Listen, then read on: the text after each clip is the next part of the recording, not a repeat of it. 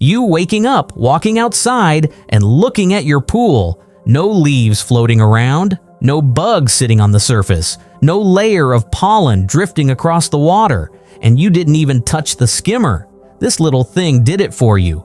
It's the Betta Neo. And after looking at what this robot can actually do, there's one question I keep coming back to.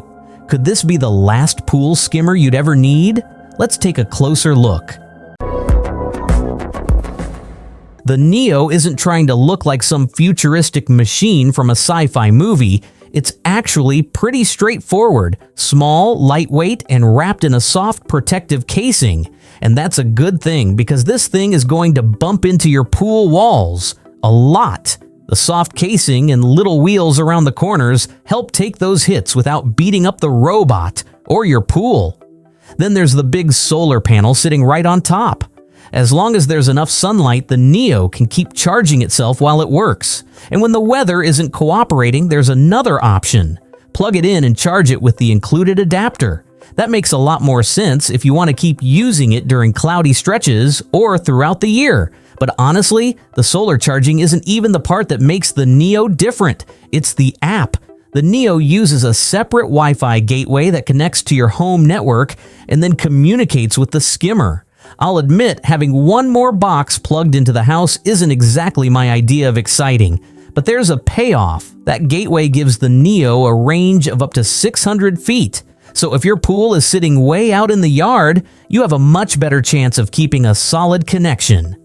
Once it's set up, your phone becomes the remote. You can move the Neo around yourself, set schedules, check its status, see how much runtime is left, and choose different cleaning modes. There's also Smart Mode, and this is where things get pretty interesting.